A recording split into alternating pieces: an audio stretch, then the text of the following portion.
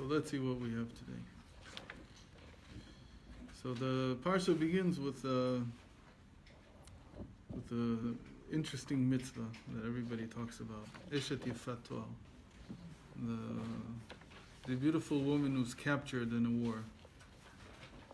And historically, there were not very many instances of this. Apparently, there was only one. Okay, apparently, this happened only once. Maybe one famous. I don't know. I know that it's only one time. And when you say that, like the whole Jewish history up Okay. until the Tanakh. okay, throughout the Tanakh, it only happened one time. And the one time that it happened was with David HaMelech, and there was a woman that was captured, and she was Avshalom's mother. And by captured means that they waged a war against them. She was a Moabite, and because they didn't want to be hurt, as far as I remember, she's a Moabite. So they didn't want to be hurt, so they would dress up and try to seduce the men to take them as wives and not to kill them. Because the custom back then, you have to live according to the custom of the times, right? I mean, the custom of the place. So the custom back then was to pillage, right? And when you pillage, you do all kinds of nasty things. And it was basically a way of gaining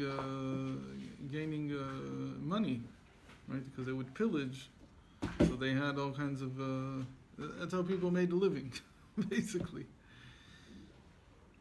So this happened only once, and David took her, and she became Avshalom's mother. So I don't remember her name right now. For some reason it's missing it. No, of course not. She was at Tzedekis. I don't remember her name right now. In any case, so Avshalom, it says that he's the closest thing that ever was to a Ben Soler Umore. And that's what Chazal, that's how the sages interpret this, that if you take a woman like this from the battlefield, as it were, from where you're pillaging, and you wed her, you'll come to hate her and divorce her, and her son will become a Ben Soler Umore. Which means what? A rebellious son, that's how they translate it. But it's a very different type of rebellion than what we call teenage rebellion or anything like that. It's a person who is one of the most important psychological issues, sugiyot, that the Talmud deals with, which is how do you know how a person will turn out? It's the one instance in which we kill there is a mitzvah to kill him, even though he's not done anything that's beyond stealing yet. And the reason is that the sages say that the Torah has gone into his mind, Yardat Torah l'sof da'ato shel adam, and it knows that this person is going to end up a murderer. So in order to prevent that, he's killed before he becomes older. Before he's even bar mitzvah. This is the one case. This never happened. So even one of the sages say that this wasn't ever meant to happen. It was just in order to learn. Meaning that this is a sugya, this is an issue in the Talmud, or in the Torah itself, the rebellious son, which is meant to teach us something about human psychology. That was the real meat. Avshalom grew up. He didn't become a Ben Soler Umore. They didn't judge him. But he was the closest that anybody ever came to it. And what did he end up doing? He ended rebelling against David and trying to kill David. Okay? He tried to usurp the kingdom. So it's a very the whole parsha starts with something that's very difficult. This interesting mitzvah, and the mitzvah itself, right away the sage says, "Dibra Torah keneged yitzro shel adam," that the Torah speaks against the evil inclination of a person. So this is one parsha where right away you have to think about it in terms of what is it teaching me about how to rectify myself.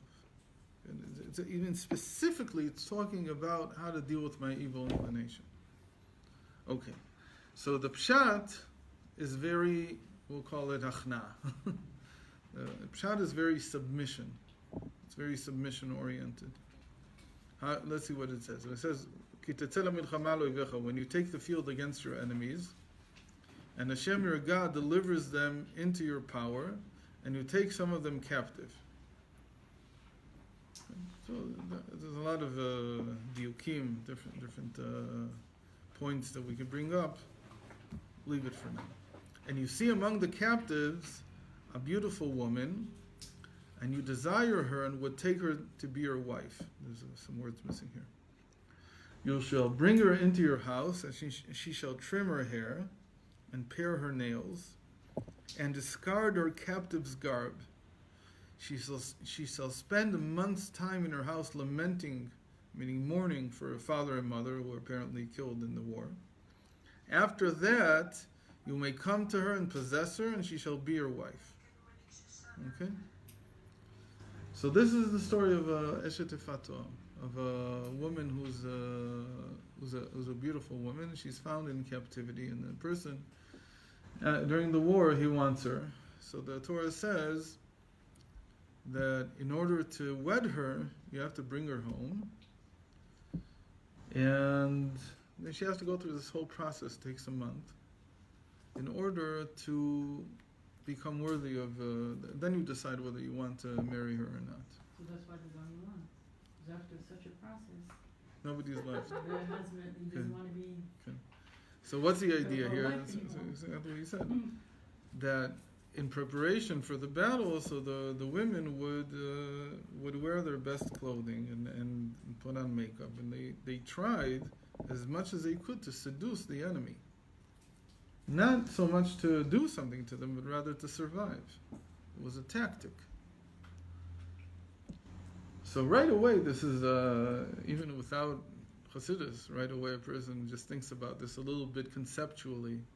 So he sees this as exactly what the evil inclination, what the Yetzer Hara is doing to us in this world. Because we're in a battle with our negative impulses. And the only way that the negative impulse can win is if it seduces us to do something that we don't really want to do, but because we know that it's wrong, but because he seduces us, so we give in to it. So what's the way to deal with that? So you fight against it. How do you fight against it? You overcome your evil inclination.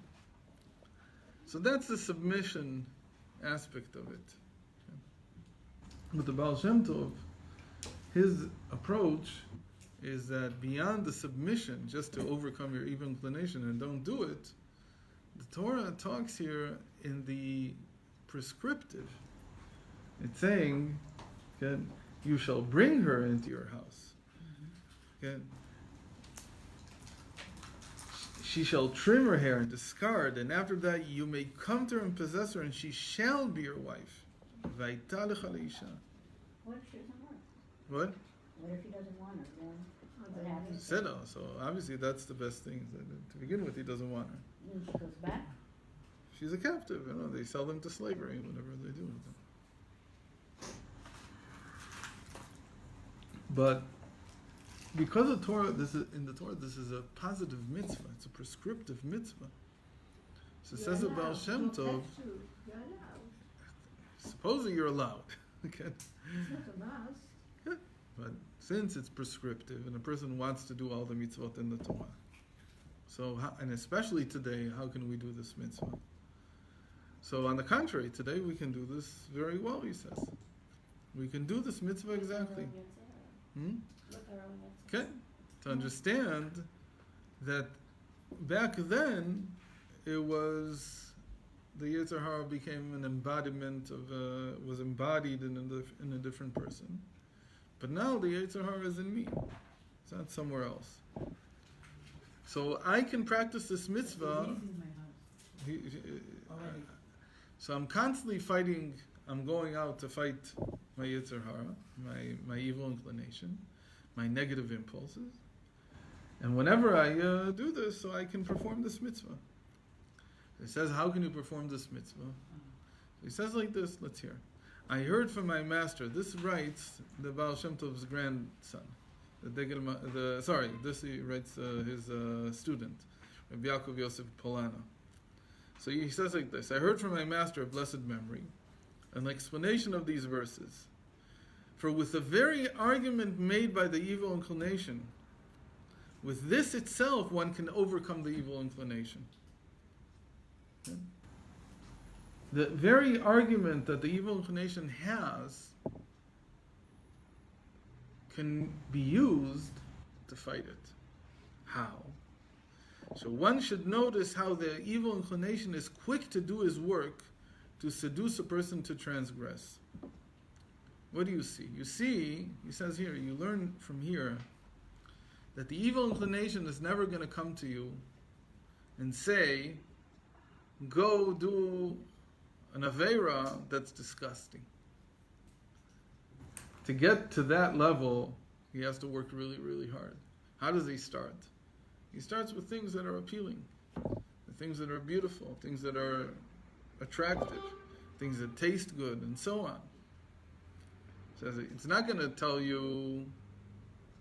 Unfortunately, this is one of the big problems in the United States, for instance. And the worst thing is that people who come from the United States, they carry it over to here, to Eretz Yisrael. What is it? That they're very lenient on kashrus, especially with Chalav Yisrael. Somebody drilled into their head somehow that in America you don't have to you don't have to be careful about Chalav Yisrael. Okay. So what does the evil inclination come and say? He doesn't come and say, come eat some chazarai. That he knows that he's not going to be very successful with. He's not going to come and tell you, come eat from some slimy pork. He knows that bacon is not going to change. It's greasy. Who wants it? It's not even healthy. It's nothing. Okay, who wants this stuff? He comes and tells you, look, there's this delicious, delicious cake. And this cake, so everything's kosher, and except for one thing, it's not Chalav Yisrael. He says that's easy. It's not a big deal. It's just not Chalav Yisrael. Everything else is kosher. It has an OU on it. There's a little D next. And you live in New York. There's no reason in the world why you could even, in any sense, any dream even, be patur from keeping Chalav Yisrael. There's no heter in the world if you live in a place where there's Chalav Yisrael.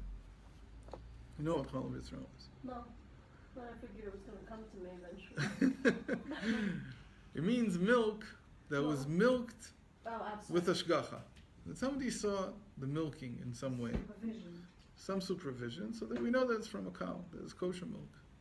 It came from a kosher animal. So, in order to allow people, In the States to do that? it is possible in many places. There's Chalav Yisrael. In the big Jewish communities, I'd say probably top 20 Jewish communities, it's easy to get Chalav Yisrael. Okay. You go around in the boondocks in Iowa. Iowa's not a good example. In Idaho. So you gotta get it. It's hard to get it. It's very hard to get it. So what do? What do shluchim do in India? Bring it in. Oh. Well, in India probably they can't, but in let's say in I don't know, Chile or in Peru or wherever it is where there's no Chalav Yisrael, so they go milk the cow themselves, or they watch the farmer milk it. You take it home and you okay. It's not such a big not so difficult. And for the kids, usually who needs milk? Adults need milk. Adults don't touch milk. Because I'm ignorant about it. Halavakum is also from kosher cow, no? It's the supervision which is not. I don't It's just know a how supervision. Okay. Very seldom do people use anything else. Still, the Torah says you need supervision for it. Yeah. So, And why for butter you don't need? because they say that the other types of milk they don't make butter.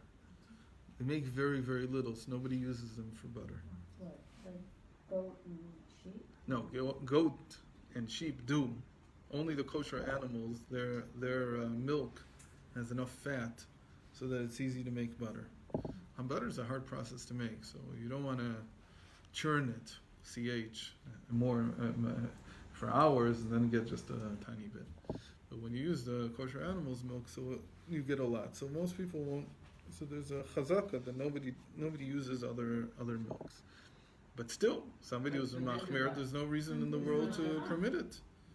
So there's also butter should also be chalav Yisrael. There's no reason why not. In any case, these things they add up to a heter in the end. That if you can't, again, who do you need it for? You need it for kids, because adults don't drink milk. If they drink milk, they're stuck in the 50s. They're stuck in the 50s. They're stuck in the 60s, maybe. But an adult today knows that milk. Everybody has read the China study, whether it's true or not true. What we've been taught is that milk is not good for adults. And a lot of people have lactose intolerance. So in any case, so find something else. Say it. Okay, so milk is not such a big deal. So what do you need? For children. So it's a good thing. You take the children out to milk the cow. There's nothing more fun. In any case, so getting back to this. So the Yetzer Hara, he doesn't start with something that's disgusting. He comes and gives you a cake, and he says, all you have to do is just not be machmir on chalav Yisrael. That's enough. From there, he takes you to the next stage. Okay? If you already ate not chalav Yisrael, so maybe it's also okay to eat meat. That's like not the best hechsher in the world. He takes you slowly, until in the end. And the same thing happens with a person's sexual desires. Same thing that happens with food also happens with sexual desires. In the same way that you can grow older and be more and more refined in your taste, you can grow older and become more and more refined in the opposite of good taste. That you want something that's more and more disgusting. You crave it. And it works by this system. That slowly it takes you from stage to stage to stage. It doesn't start out with the disgusting things. So it's like an addiction. It's a sort of like an addiction. And it's very similar, in the sense that an addict will begin. Why are you going to drink whiskey? Because somebody put an 18-year-old bottle of something good on the table, and you drink. As you become an alcoholic, you don't care what it is. It could be stuff that's like nobody in their right mind would ever drink it. But in that sense, the addiction makes you able. That's one of the signs of a person insensitive. You become insensitive to where you get it from.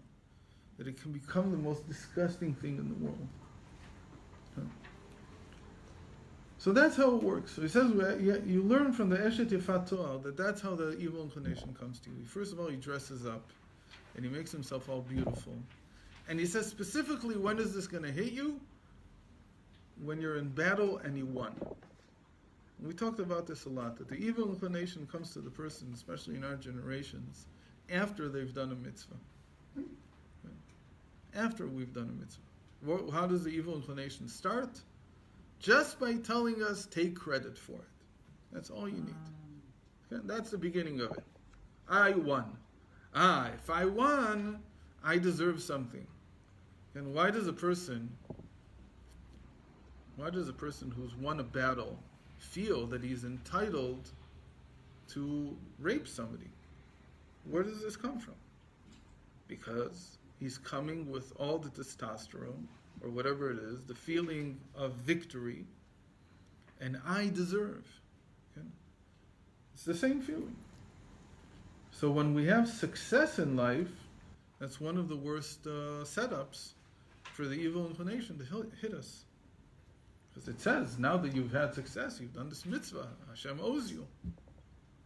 So what does a person have to do after he does a mitzvah? He right away has to have a tremendous amount of bittul to go do the next mitzvah and say, I haven't done anything yet. I haven't even begun to serve Hashem. I have nothing in my name. It's all Hashem's. This success belongs to Hashem. It doesn't belong to me. When you go to war, there's a feeling that suddenly you're high and mighty. You've met with tremendous success. Your power. Okay? God delivers them into your power, but you forget that it's Hashem. So you deserve something. So you're entitled somehow to this. In any case, so that's how he starts. And you see that he's quick to do his work to seduce a person to transgress. And he does this, but now going to the evil inclination in us, he does this in order to fulfill the mission given him by the Almighty. To understand, this is the biggest problem in call it the moral problem that people have. That the evil is doing God's bidding. What I see as evil, what I see as negative, is still an emissary of Hashem. It's the biggest conundrum, that biggest dilemma that a person has in life. To give even what looks like it's negative back to Hashem. To ascribe it back to Hashem's will.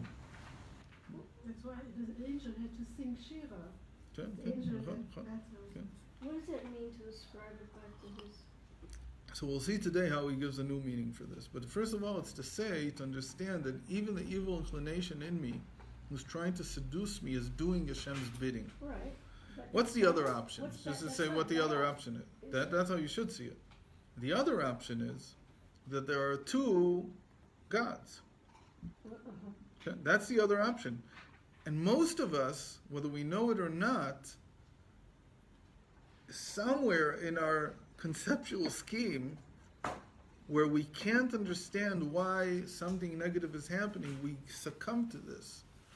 And we say at some level, well, there's some other source of power in the world that's causing evil. There's something else here. There's people who believe that? So there's a whole religion that's based on it. There's many religions, but there was, right. Zarathustra, Zoroastrianism, was the big religion that the sages in the time of the Talmud were in a struggle with. A very big struggle. And there they have two gods. One is the god of good, and one is the god of evil. And their picture of the world, their conceptual scheme of the world, you have to understand, in the ancient times, it still is this way, but today people don't see it so much because they think that somehow our science is objective. But your picture of the world very much related and linked two things together. What you knew about the world and how you thought about life. They were very connected. So in ancient times, they had a picture that the earth was flat. When I'm talking about ancient times, I'm talking about Mesopotamia, Babylon, up to the 3rd century BC. They had, for different reasons, a conception that the world was flat. So because the world was flat, there became the question of what's underneath. Okay. What's underneath? I went to the edge. So you go to the edge, and then there's... And then you fall. You don't fall, because nobody's ever fallen. They perceived that there was like either an ocean all around the edge, so you couldn't get across the edge, or there were mountains. There was a big mountain range that didn't allow you to fall off. But they had the question of where, in the Talmud, it's where does the sun go at night? Okay? So the Zoroastrians, they said the sun goes under the earth.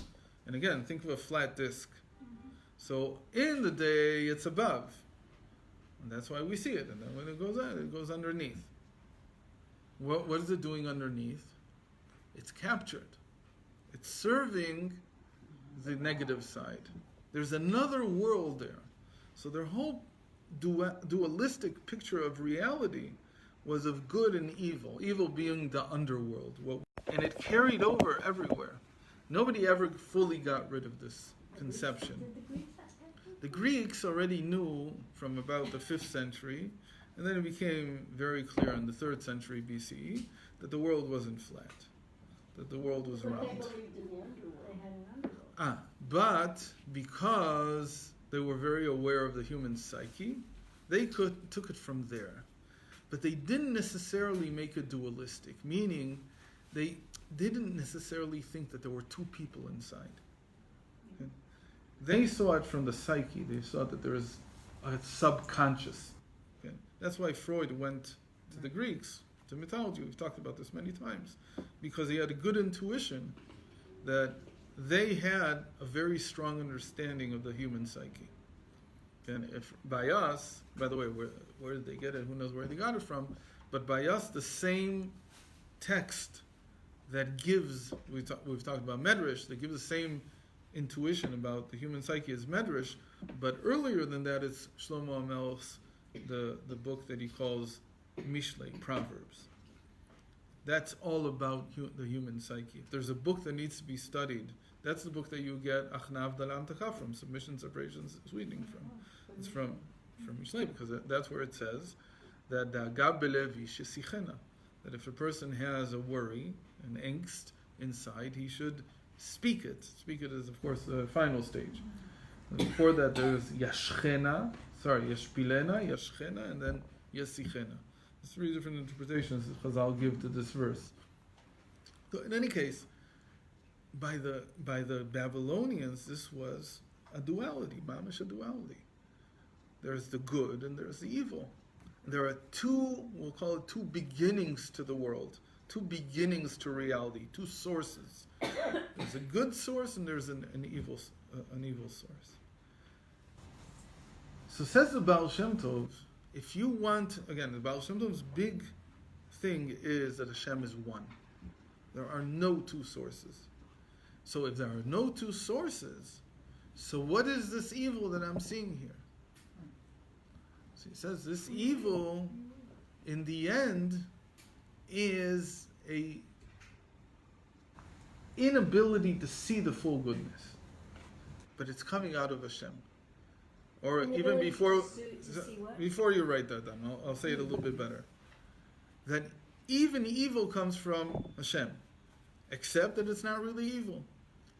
It's only a limited perspective on reality that makes it seem evil.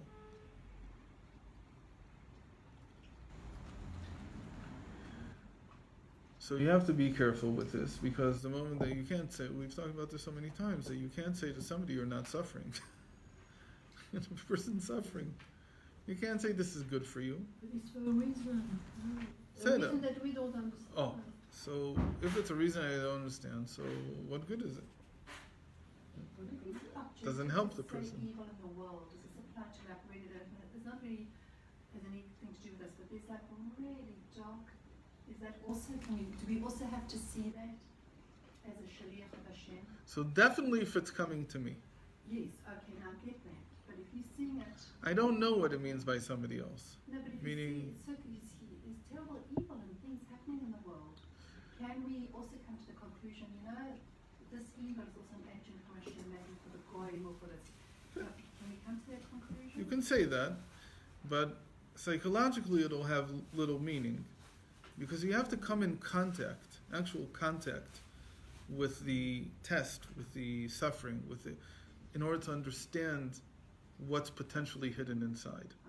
To look at it from the side and look at pictures from I don't want to say the fake news companies, I'll say Fox News, whatever. So that's even more fake news. So to look at it there and say, I understand what people are going through, and I can tell you this is good, it's nonsense. No, I don't misunderstand, but to understand, have a clarity, and because it can be very overwhelming. So it's first of all about what I go through, what I experience in my life. That's where I have to say it. By other things, it's not a big chokhmah to say that. And usually we used to say, That when you're with somebody and you're helping them, you can't belittle what they're going through by saying, well, this is all for the best. Yeah. And the Baal Shem Tov is not going in this direction, as we'll see in a moment. He's not going to come and tell you that you can't say those words unless you have something to prove them with. To tell somebody this is all for the best and not to be able to show how is almost like rubbing it in. So you have to be very careful with this thing. On the other hand, the big test here is whether you're going to submit to it and say there's another source in the world, that there's something else in the world functioning here. So we've talked about this in the past in rectifying the ego. I'll just jog your memories maybe a little. That we always say that the evil comes from me and the good comes from Hashem. What do we mean by that? We mean to say that if the evil is outside, meaning I'm a victim of some evil forces, by doing that, first of all, we become victims. Okay? I become a victim. And you shouldn't be victimized. Because if you're victimized, you can't change. You have no control. And we want to give a person control. We believe that that's the purpose of life. One of the reasons why we don't like 12 steps. Why? Because it leaves a person a victim. It leaves a person out of control. Except it tells him, if you want to gain control, you have to give up control to something else. Up till now, you gave up control to alcohol. Now you're going to give up control to some... God. Okay, No, some maybe God. some. It's not. It's the So what's wrong with No, they don't. We're It not says that supposed you're It's not so a simple. family. It's not so simple. It's not the God himself. It's the whole setup. Meaning, Not that simple? no, because really what helps is not. That's just a moment. The moment of saying I'm out of control. That's fine. You have to admit that.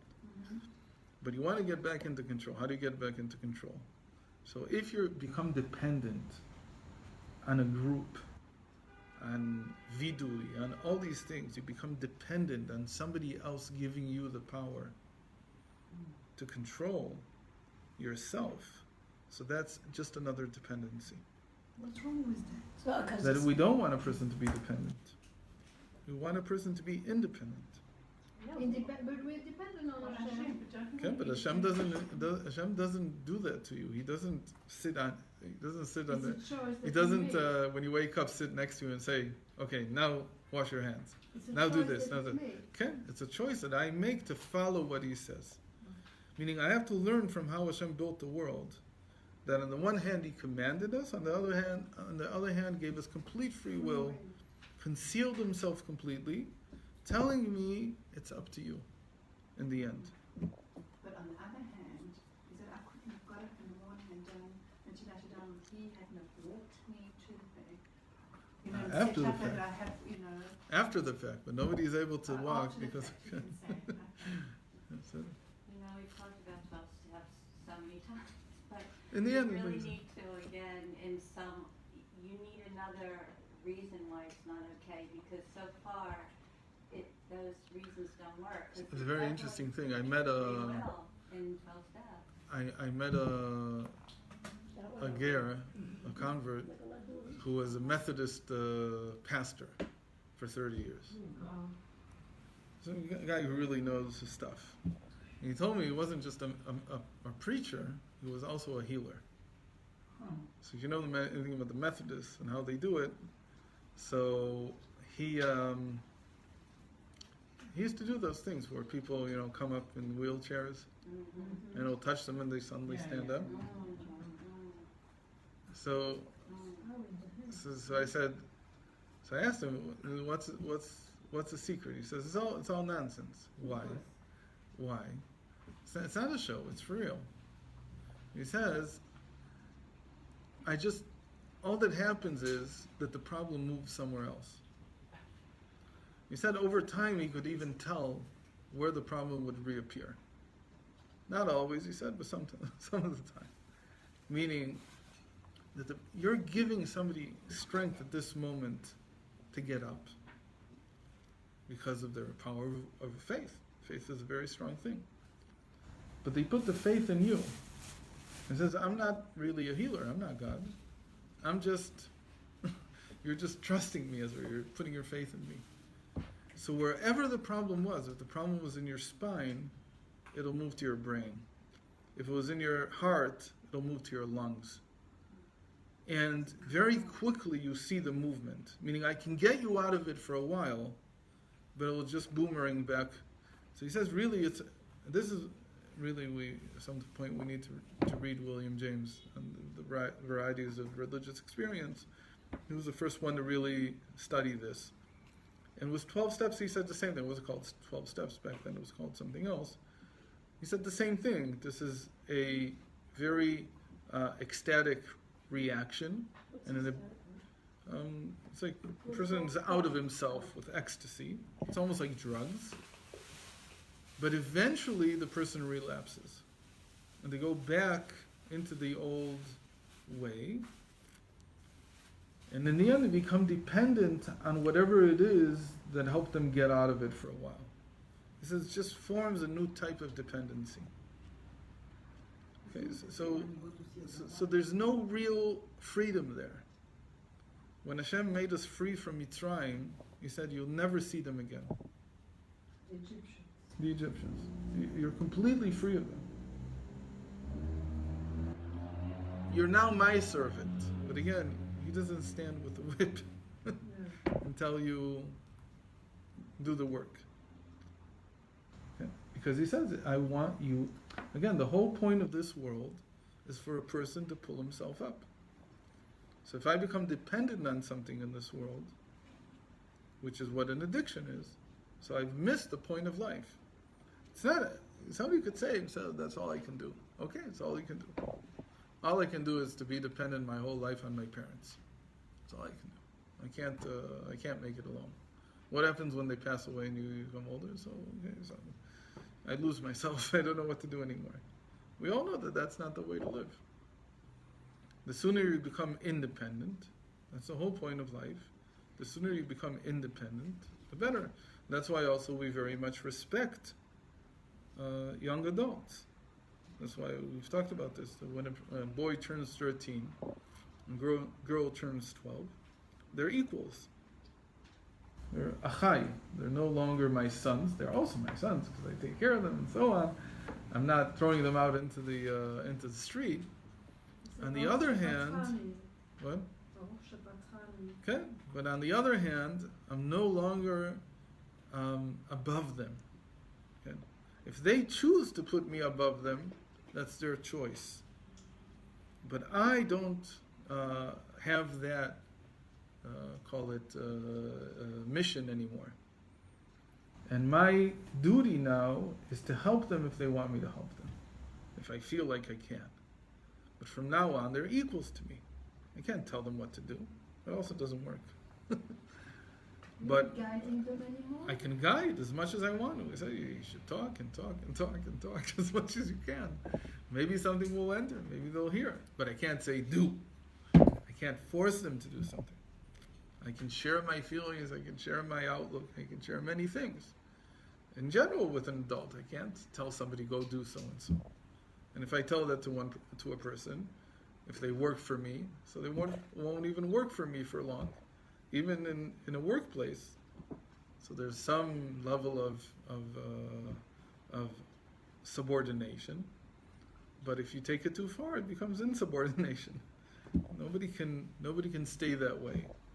You're not in a prison. So life is not a prison. It's about independence. In the same way that if a person is working in a place where he has no free will, so if he has no choice and he has to be that type of slave and said, so what can you do? But if you have a choice, you have to exercise it. You should exercise it.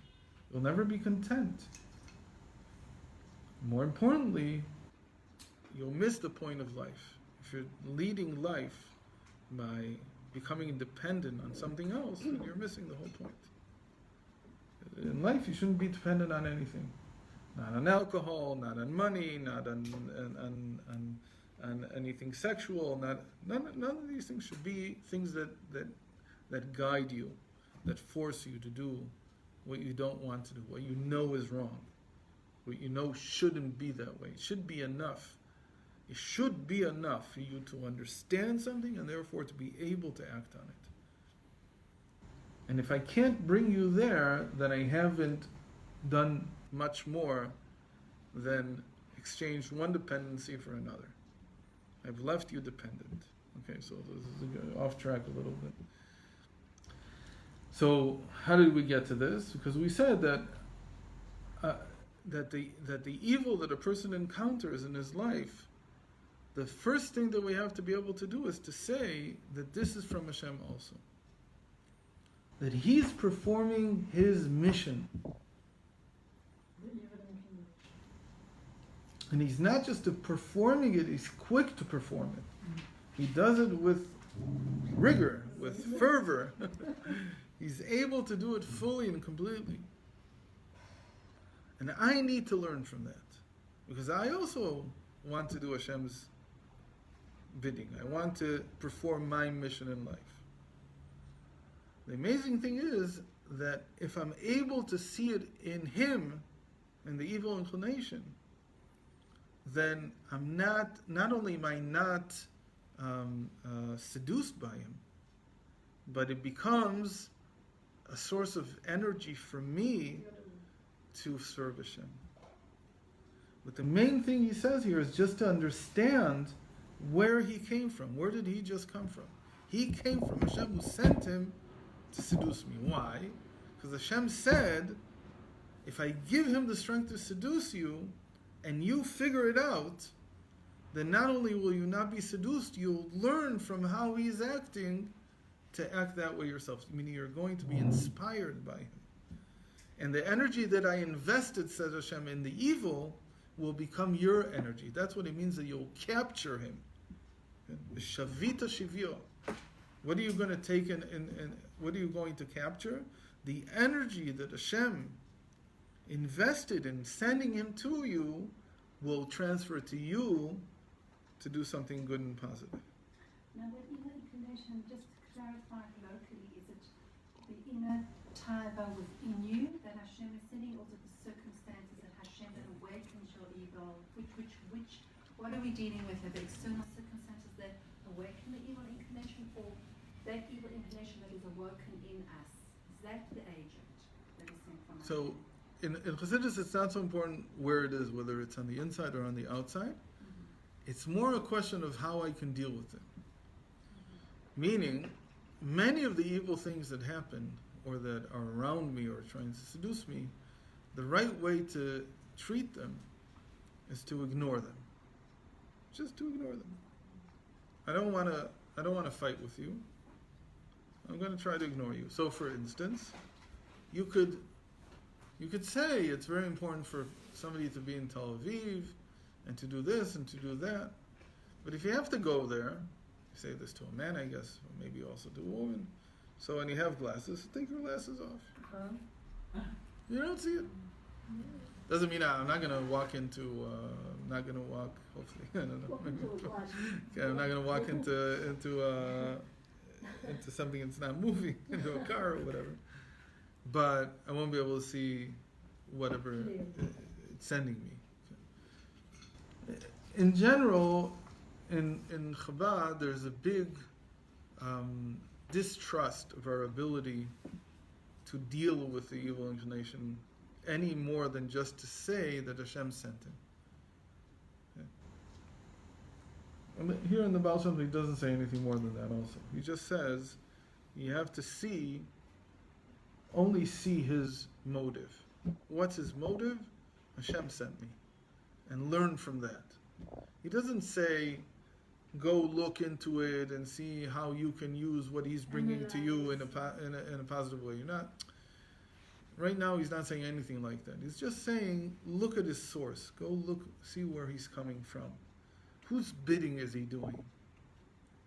This is not easy. I'm saying, when it's evil, when it's something negative, if it's I'm attracted to it maybe it's easier. But when it's not something that I'm attracted to, but rather something negative is happening to me, and this negative thing is preventing me from doing what I'm supposed to be doing.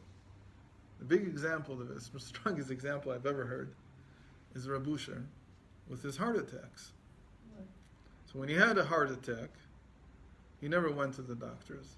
Because he said a heart attack, what is a heart attack? Heart attack is the evil inclination. Seriously. What does this evil inclination want me to do? To give up. He wants me to give up. He wants me to not have faith in Hashem. Where he's holding, it means going to a doctor. To trust the doctor instead of trusting Hashem. The same way that he never put money in the bank. Because he said, what's the point of putting it in the bank? If I have money, it's meant to be used. You don't keep money in the bank. If I need more, I'll ask Hashem and He'll give me more. You couldn't say the doctor was a shliach? No, he wasn't willing at his level. He wasn't willing. So Rav Nachman was because probably most of the doctors back then were quacks. But and Rav Nachman was right that most of them didn't do very much good. It was when there was a very good doctor, that Rav Nachman wasn't against him. But he felt that most of the doctors were just killers. There was nothing good about what they were doing. But Rav Usher lived in a time when there's modern medicine and it does a lot of good. For him, it was more a question of who am I trusting? I only want to trust Hashem directly. It's the So same. did you feel he was strong enough to go to the doctor and keep it that the doctor No, was the because doctor was a because you're shliach? fooling yourself. He'd fall into that trap of saying... Yeah, in the same way that you wouldn't take medicine. Also, I'm not going to trust the intermediary. I only want a direct connection with Hashem. So I'm saying it went in everything in his life was like that. So the whole story with banks was the same thing. He had sometimes to deal with very large sums of money. So his shita was either I can keep it in my pocket and give it a few hours later, or I have to give it now. And that's it. I don't carry money around. Doesn't matter how much he was building. He was doing construction projects. It cost a lot of money. And yet he never used a bank. He was unwilling to. How many lifetimes did he have? He had quite a few. He was But and pretty after old. he passed away, he was 90. Wow. So, and every time that he had a heart attack, it sometimes would take a day or two, which is actually pretty good because most people who have a heart attack sometimes take months to recuperate. But every time you had a heart attack, you would come out of it and say, "I've just battled the Yetzer Hara." That's how he saw it. Meaning that it's either me doing what Hashem wants from me, or my evil inclination coming to prevent me. And what I have to do is both at the intellectual level, not go to a doctor for him. I'm not saying that that's what everybody needs to do. I'm just saying that at his level, that's what it meant. Or practically, to do Hashem's will anyway. Every time that a person has some kind of problem. So the first thing that, I once heard this story, that after the 2007 crash in America, the Big Depression as it's called, so when it hit, I heard the story from a friend back then. He said that one of the Roshei Yeshiva at Lakewood, got all the Gvirim, all the rich people together in the base Midrash, and he said, we have to make a pact now, because the moment that the economy is weak and people don't have, again, these are very wealthy people, but obviously when things go down, so they also go down. They'll come back up, but right now, what was worth $1 million became worth $100,000. So he says the first thing that suffers when this happens is the Eibishter's money. The first thing that people cut off is the money that they gave to Hashem's projects. He said, we're going to make a pact now, so that's the last thing that could be cut off. I don't know if it helped or not. But that notion that when the Yetzer Hara comes, so a problem in the economy is the Yetzer Hara. Because what is it telling me? You have to work harder, and you don't have enough money, and you don't have time for Hashem. You don't have time for the right things to do.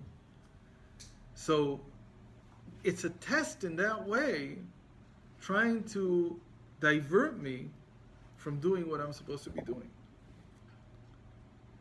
So what do I have to understand?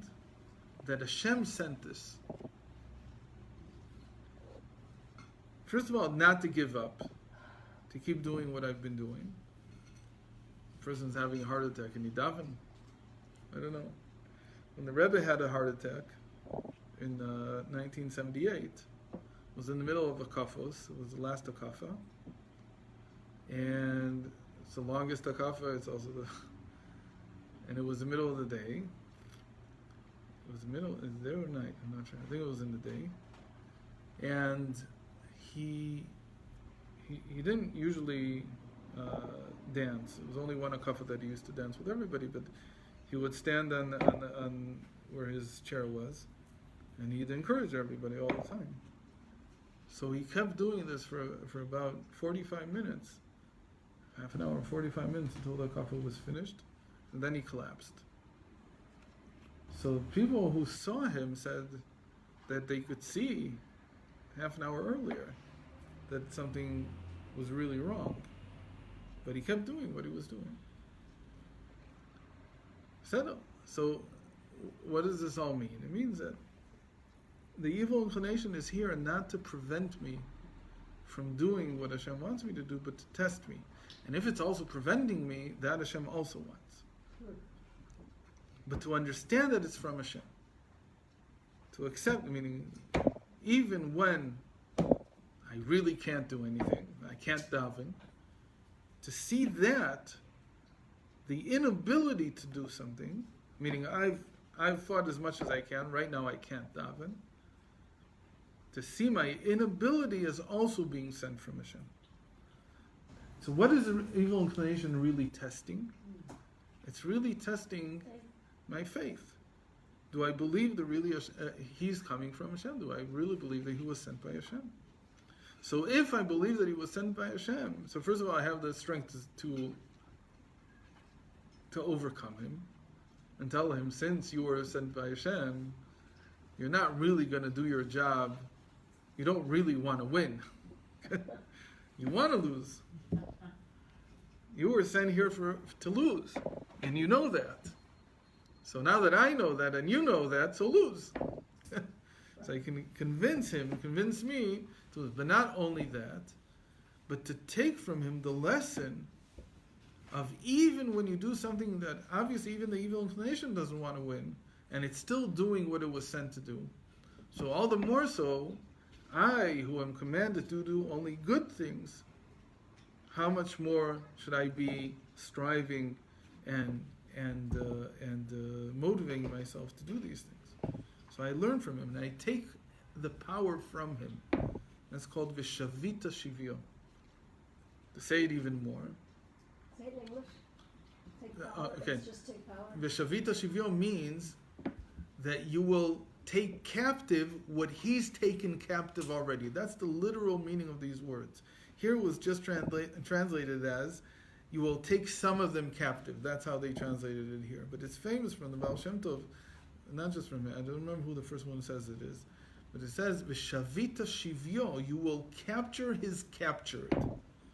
Meaning that he's captured something from me, and by being sent to me to seduce me, Hashem is giving me a chance to recapture what he took from me.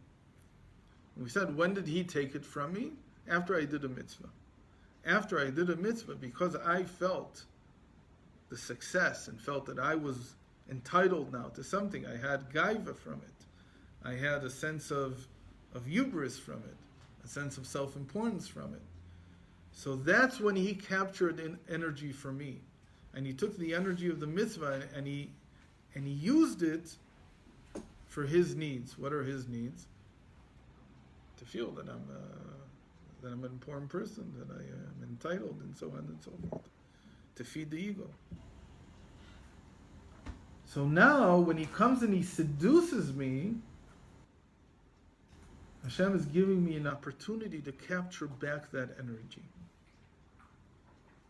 So really, this is a way to think about it, that every time that something negative is happening to me,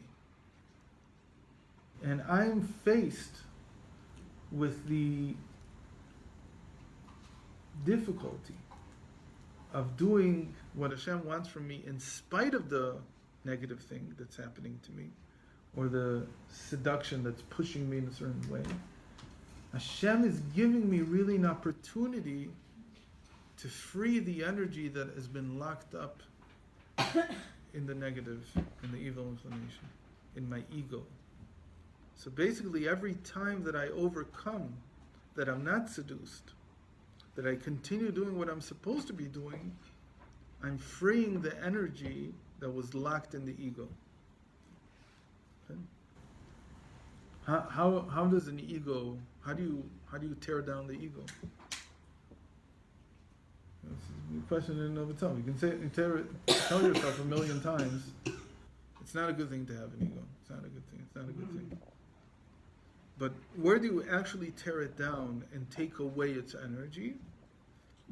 Every time that you hurt. And every hurt is really made up of the energy that the ego captured.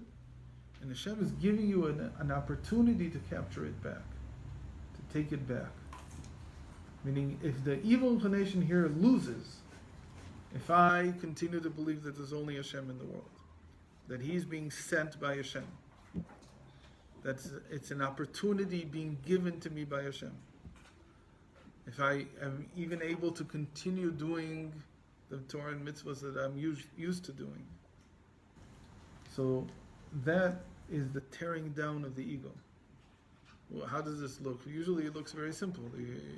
You think you're in a certain place, and somebody comes around and tells you to your face, you're so full of yourself. So what's going on? Who told him to say this? Shem told him to say this. Why? Because you really are full of yourself. Are you hurt by it? If you're hurt by it, if there's a potential for being hurt by it, there's also the potential of using what they just said to tear down the energy that went into creating your ego and freeing that energy up for use in serving the good. And every time that something negative happens to me, whether it be somebody from the outside or something from the inside, every time that I have an evil urge, it's the same thing. It's energy from me that is now locked into the ego and is pushing me to feel entitled to have some fun, to enjoy myself in some way. And I'm talking about improper ways. And if I'm able to surmount that urge, to win against it, to submit it, then I free up the energy that was locked up into the ego in this particular feeling that I have, this particular urge. So it's the same thing with a piece of chocolate. Can. Right? The chocolate itself, And look at it. the chocolate itself, from the point of view of the psyche, is not an objectively sweet thing. I just learned this Shabbos. I didn't know this until Shabbos. The world has changed since I grew up. I didn't know that. Because I'm in my own little world, locked into my room. So we had a teenager over from America. She's 19 years old. She's the daughter of one of my best friends. And so she came for a year to Eretz Yisrael. So before the program started, she's been staying with us. She left her. She stayed with us for a few days. And she went to really good school last year in America. And so Shabbos had an opportunity to talk to her a little bit what she had studied and this and that. And I right away hear, wait a minute, you guys have no concept of there being an objective reality. It's like they don't believe in this anymore. What do you mean not believe in what you think there's no book here? It's just in your mind? It's all relative. It's all subjective, and therefore it's all relative to the observer. And how they feel. It's how they feel. Oh, they've just. I didn't realize this. I didn't realize that this was like a malady that had spread through the world. And then suddenly I understood what I was reading for the past year. I've been, when it lets me, I read articles from Medium. I don't know if any of you have seen this. It's like a news service that gives you like what they think are the best articles. Medium, this company Medium, I don't know what it is. Yeah, it's like what used to be Reader's Digest. Same thing, but now it's it's on the internet. So I'm reading these articles for the last 8 months. I'm looking at how people who are popular write on Facebook, and I'm noticing a pattern. They don't write objectively. They write only subjectively, to the point where it drives you nuts. Like, say something that's not your experience. Can you do that? They can't. So I thought it was, in the beginning, I thought it was a method. It was like a style of writing. But as I talked to this girl, I began to understand, wait a minute. The way they write is how they think. It's how they live. It's how they experience. It was a shock to me. I'm very slow to get these things. When I suddenly understand them, I'm like, what? There's an objective reality out there. Aren't you interested in understanding something about the world? About other people? No. What's giving the They- couch that led to the whole gender. Right. That's how we got to it. Professor Peterson, you must listen to him. I think Who? you'll like him. Jordan Peterson. He's a professor of psych. He's amazing. Okay. And Ben Shapiro. They No, very much put on that. can. Bring the facts. Where's science? It's just gone out the window. And it's No, all the about- thing is that they think science is like that. well, now it's What's happened is that crazy. quantum mechanics has been so misunderstood. It's how you see it affects what. So what did I? So Ken, no, it's not effects. That is reality. So now, where is this true? It's true in the psyche. In the psyche, you can't say that it matters or it doesn't matter whether the chocolate has an intrinsic quality of being sweet. In the psyche, that doesn't matter. Because in the psyche, if I decide that chocolate is gross, I decided that bacon is gross, let's say. So it doesn't matter how much you'll tell me that it's... I mean, my subjective reality creates reality. What happens if somebody actually puts it down my throat and I say it's sweet and it's actually delicious? I'll be shocked. I don't know what to do. I'll be in a problem. But as long as I haven't come in contact with it, Good luck. okay, if I haven't touched it, if I haven't put it to my mouth, so I'm still in control. And I can decide what it is. Again, in terms of what I think my experience is right now, as long as I haven't actually objectively touched it and used it or eaten it. So the idea here is, he's saying, that when you encounter something that appears as a seduction from the outside, he says this is all coming from you. You're creating that. So that's what I'm trying to say. That in the psyche, says the Baal Shem Tov, it is all from you.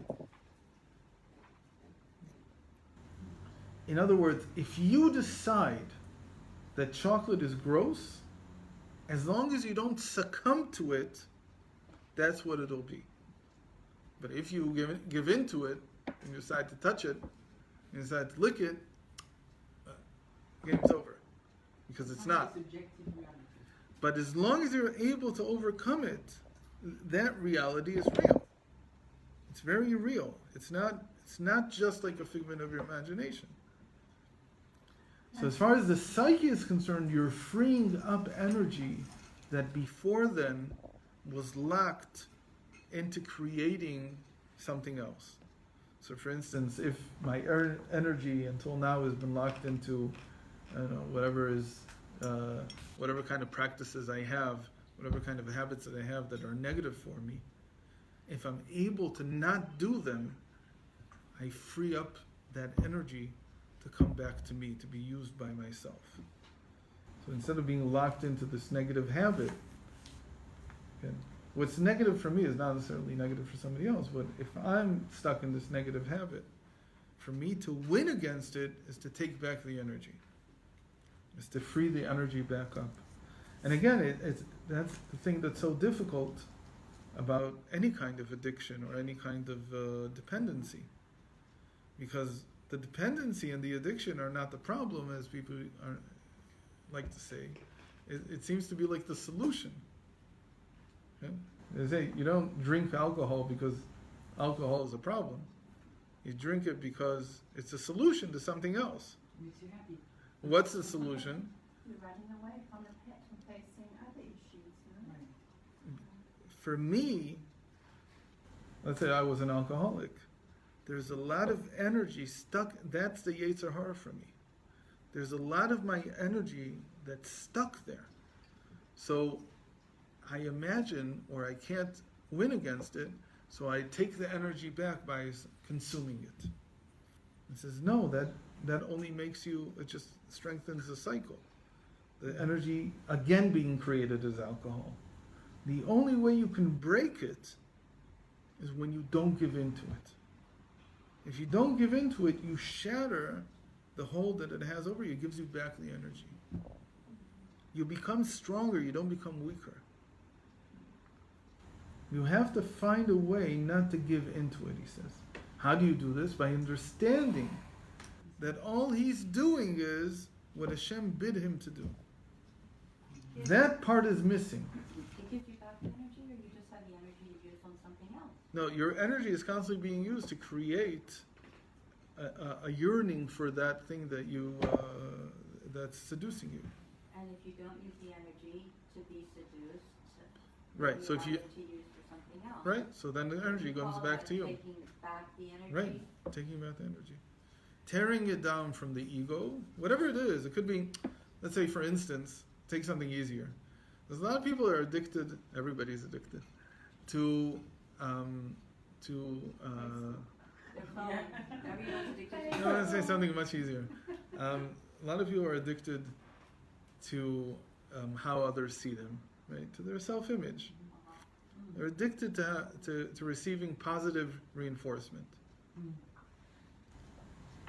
And we're so addicted to it that there's this thinking that the more positive reinforcement you give somebody, the more it motivates them. That's how the world is seen today, right? Somebody does a good job. The more you tell them what a good job you did, the more they'll feel like doing another good job. Okay? That works only to a certain point. When? When you don't do a good job. And then somebody tells you, that wasn't good. And then what do you feel? You feel exactly like an alcoholic that can't get a drink. That's what you feel like. As long as you can get the alcohol, it's fine. As long as you get the positive reinforcement, you're nice and dandy. But the moment you can't get it, then you don't just collapse, you fall apart. You go into, it's like a drug that you can't get. You go through the most terrible experience ever. What's the only way to get over a hangover? Go to sleep. No. Drink water. Drink more. Drink water. The only way to get over a hangover, is not to get into a hangover. That's really the only. Everything else is to go through the hangover.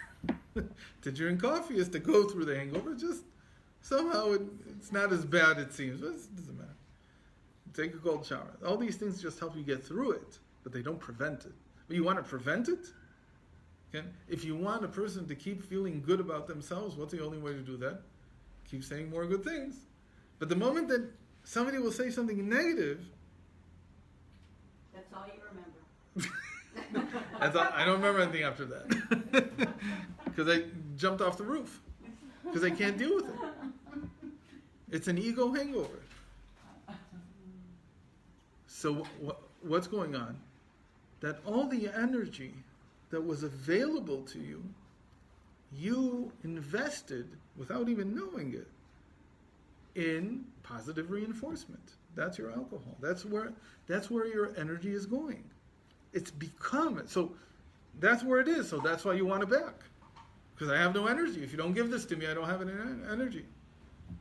So what's the only way to stop this? Stop giving it to the positive reinforcement. I'm not dependent on positive reinforcement. Stop projecting your energy into the positive reinforcement. That's not where your energy should be. You don't need to consume positive reinforcement if you don't give it to the positive reinforcement in the first place. So what is that effect in reality? Somebody compliments you. This is because you're not always responsible for the positive reinforcement that's coming your way. Okay, but I'm not dependent on it. It's not to be It's like when I drink alcohol, I'm not dependent on the alcohol. Well, it's nice, whatever it is, fine, okay. But I'm not dependent on it, I don't need it. Meaning the moment that I find myself that I'm working only if I'm receiving positive reinforcement. Positive reinforcement can be anything.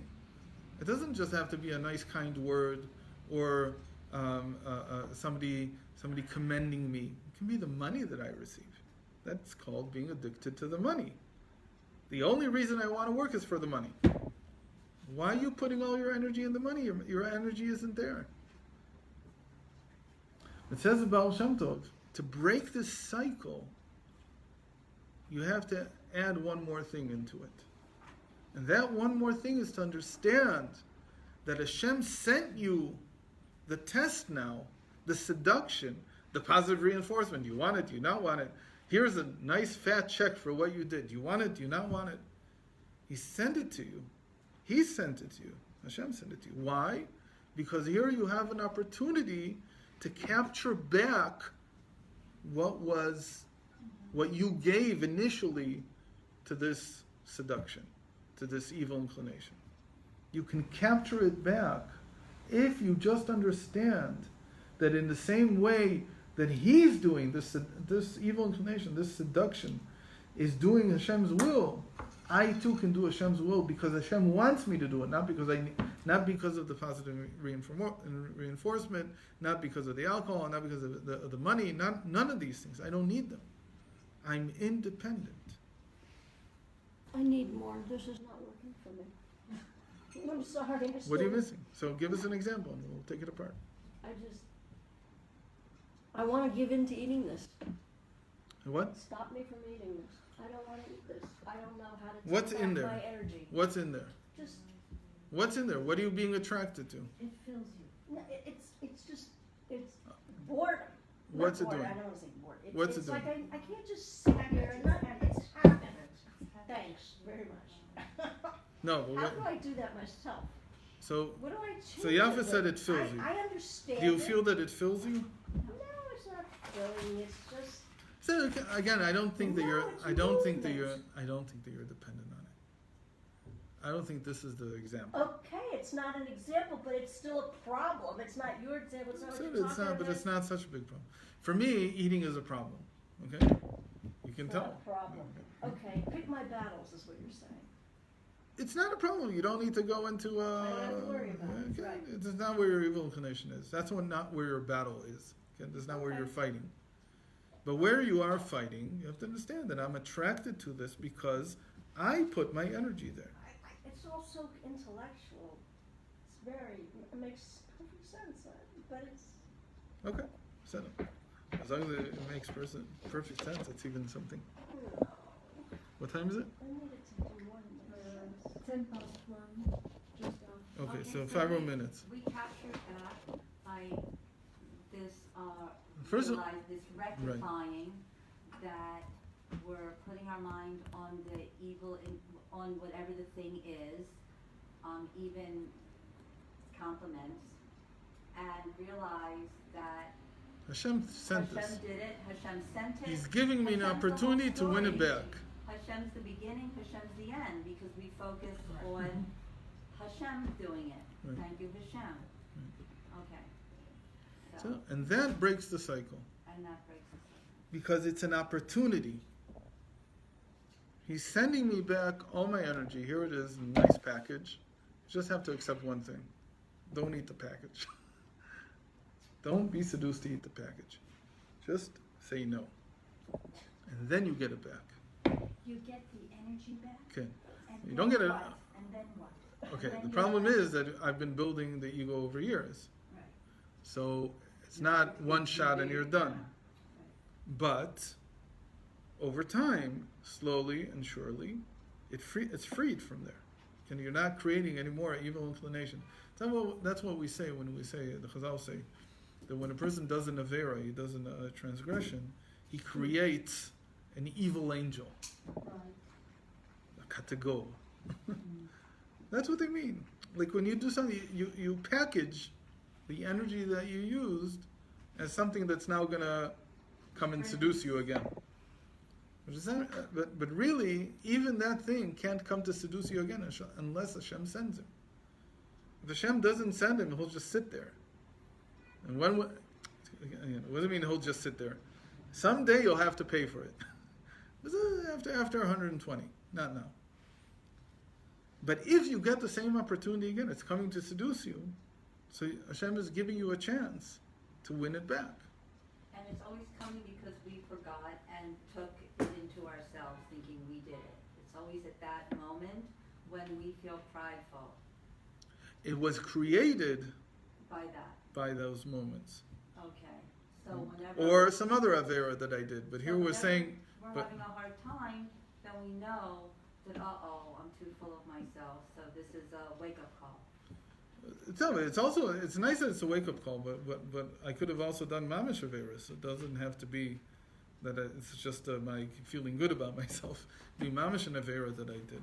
Okay. But the fact that it's coming back in some form to seduce me again, he says, is an opportunity for me. It was sent now by Hashem. This time it was sent by Hashem. The first time I created it. The second time Hashem is sending it back to me. He's saying, I'm giving you an opportunity to take back what you lost there. To capture the captive. To take back what he has captured from you in the past. It's the process of tshuva. And that's how tshuva works. And that really teaches you how to become free. But is it any different from someone who says it's a chocolate cake? Okay, Hashem brought it, you go to someone and it's there. But is it any different from where you go to the bakery to buy that chocolate cake? You seeking to have it, is it the same dynamic? They're both coming, the fact that the bakery exists in this context came from you. The fact that you come to the bakery and it's actually open. The fact that you... Okay, it's still an opportunity from Hashem, giving an opportunity to resist it and reclaim the energy that it... Okay, if you're addicted to chocolate. If you're not addicted to chocolate, this is not a very good example. Because we're not saying that a person shouldn't eat chocolate, he shouldn't eat. Saying that those things that are either impermissible, they're usser, mamash usser. Not talking about the chocolate cake from a kosher bakery. Talking about the entenmann's. Okay, it has chalav nochri in it. Chalav apple. Of course, all of entenmann's is not kosher. That's a radical example. That's one of the worst.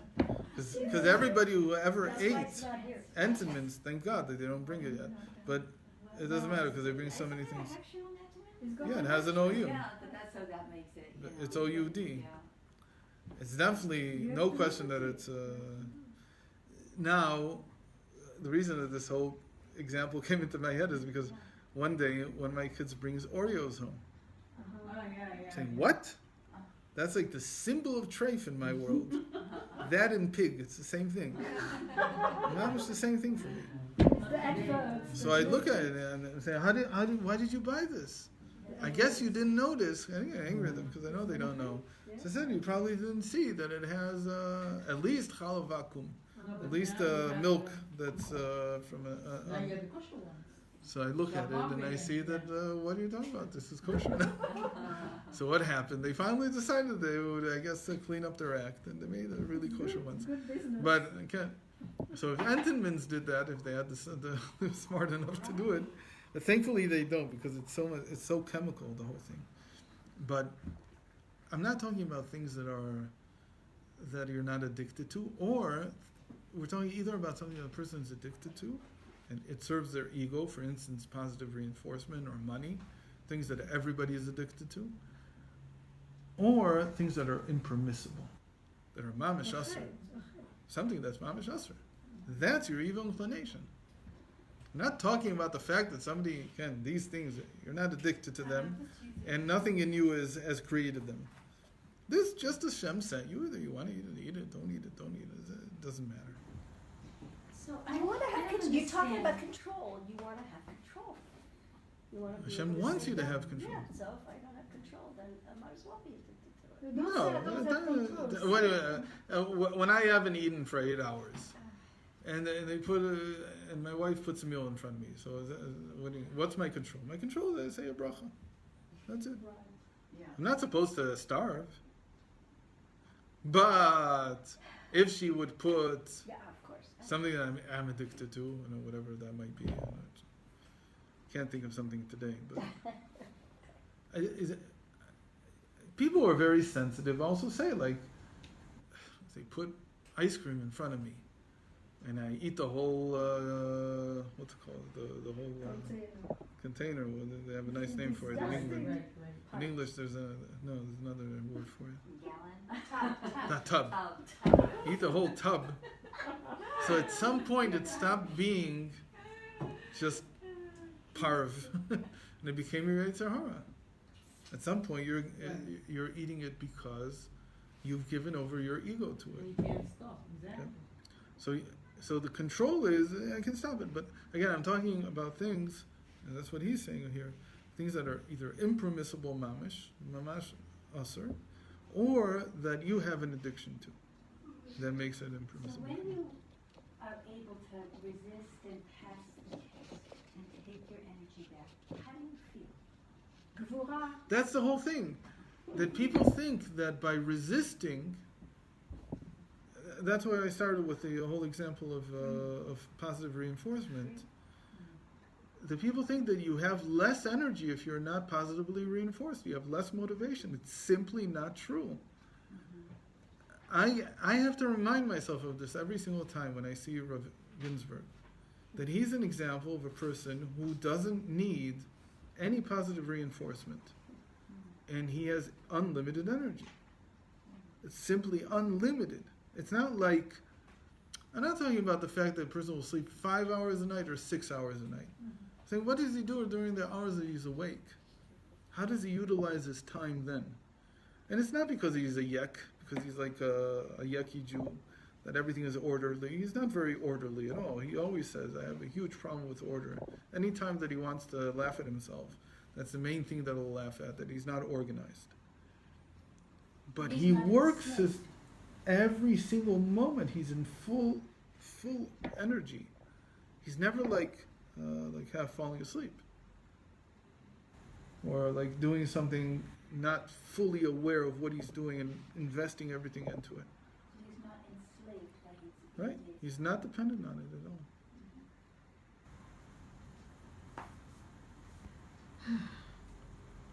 Did we learn that with you in direct across the Red Sea in trauma therapy and how they came to Right. this? Yeah, so it seems like the second same time. thing there where Hashem Right, a set second up the time. bitter waters Right. the second time, Right. which not It's a only little toughened similar. and sweetened, but sweetened the original trauma. So we're not Right. only Right. sweetening that, we're sweetening the original. Right. But trauma. here the initial trauma was like something that happened to me completely from the outside. At least I felt that it was completely from the outside. Here it's something I've created myself. Uh-huh. Somebody asked here on the Facebook page, what happens? It's another Torah. She was mechaven to the next Torah after that, or a few others after. The Baal Shem Tov talks about what about something that I feel that I have pleasure from. It's not about addiction. It's just there's pleasure here.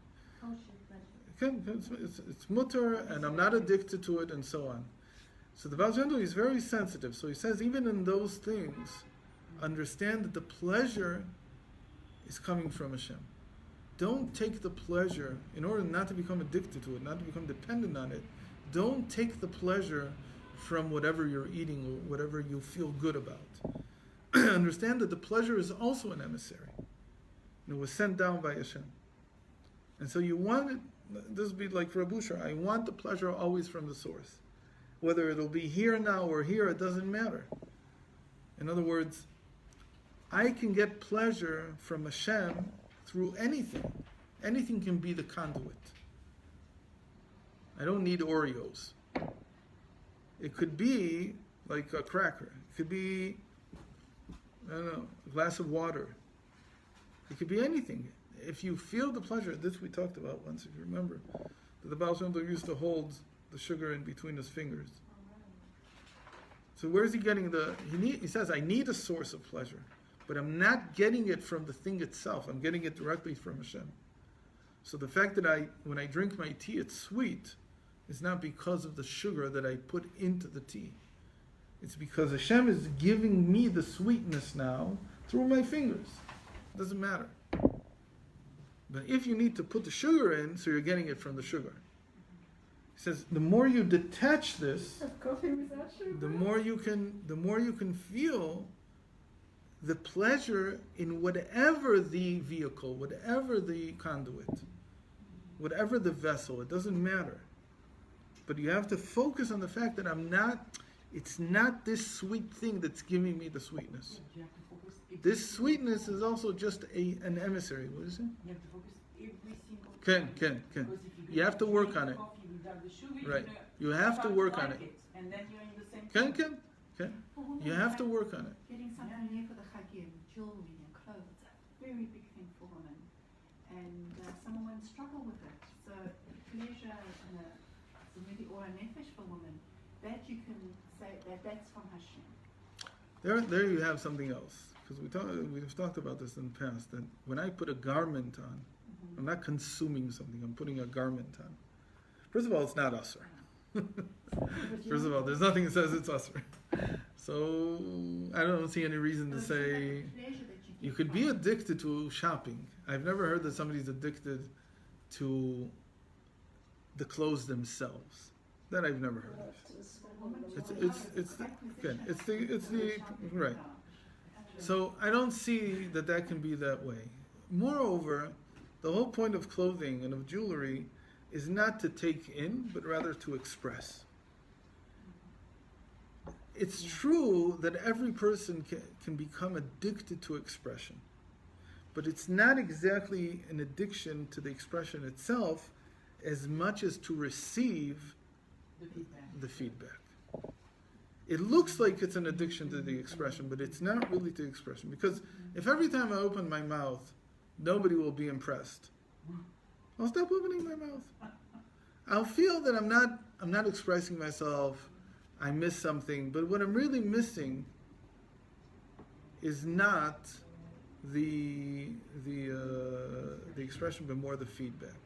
So for instance, if a person's a dancer, and that's another mode of expression, so they'll be just as happy dancing in their studio by themselves, even if nobody sees them, because I'm expressing it, or playing an instrument, or writing, as we say, for the drawer, whether somebody will read it or won't read it. I don't care, because it's the expression that I like. There's nothing wrong with that. I don't think you can on the contrary, can. It's all a positive thing. It's all positive. Okay, I might have to end.